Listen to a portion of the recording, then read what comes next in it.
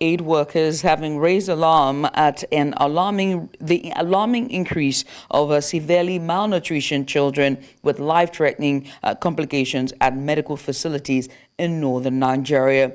And so to have a more in-depth discussion and to bring more nuance and perspective and insight into this discussion, I'm being joined by MSF's Nigeria representative, Dr. Simba Tirima. He joins me live via video chat. Well, Dr. Tirima, thank you so much for coming on. I appreciate you for doing this with us. I'm happy to be here. Well, press for time, so let's get started quickly. Can you just describe the current malnutrition situation in northern Nigeria, particularly in terms of prevalence and severity?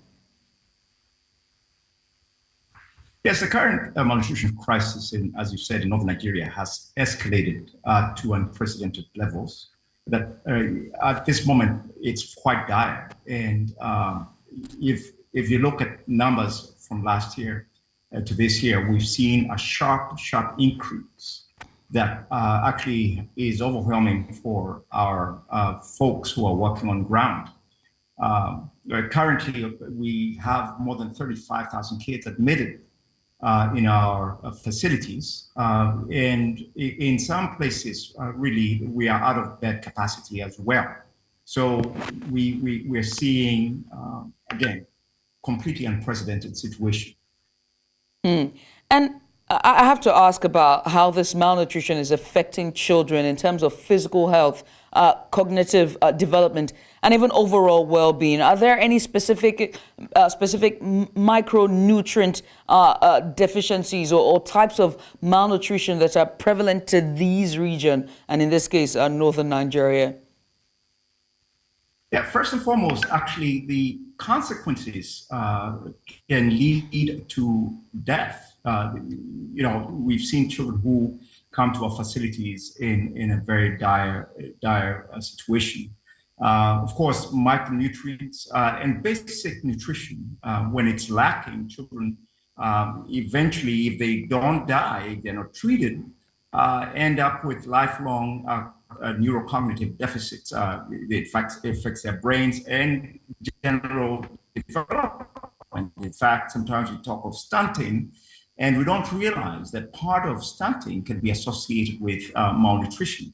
But what we really worry about as an emergency medical organization is the fact that if some of these kids are not treated immediately, they may lose their lives. And we've seen that in the past, and we see that today as well.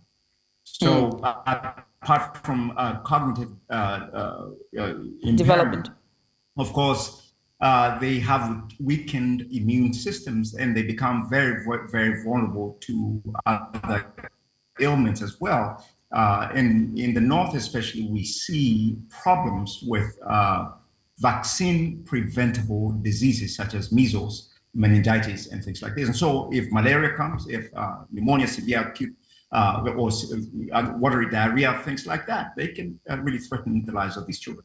And I have to ask, what types of nutrition interventions are you and your team, currently implementing? And how has the MSF, been engaging with local communities to promote, healthy nutrition practices and even behavioral change?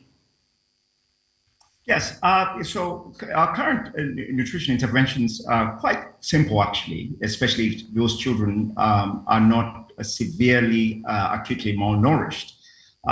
So we have two phases. We have with a moderately acute malnourished kids, we treat them in our outpatient facilities with something we call plumpinut. It's a paste that is basically made of peanuts, but has micronutrients, has some energy, and kids can recover from MAM within a short time. But the ones that come to us and are admitted have other complications. So it's not only that we give them this paste called plumpinut, but we have to manage other situations as well, other conditions. If they have measles, if they have meningitis, if they have malaria, if they have severe or acute watery diarrhea and things like this, then those interventions require even high dependency units to kick in, where these are intensively managed. Otherwise, they may not make it. And then the second phase, of course, yes, we are working with communities very closely, even teaching them how to do the mid-upper arm circumference, which is an indicator of whether a child is malnourished, so they can do it themselves. And so some trainings happen in that aspect. We also, in some of our projects, are engaging women in food demonstrations to see if they can really shore up the use of locally available foods, especially for the moderately malnourished children. And so, yes, we engage the communities. Of course, in every facility where we work very closely with state governments as well. So it's a collaborative effort. Well, I want to say well done, and well done on all the work that you're doing in northern Nigeria. Once again, thank you so much for coming. I appreciate you for doing this with us. Thank you.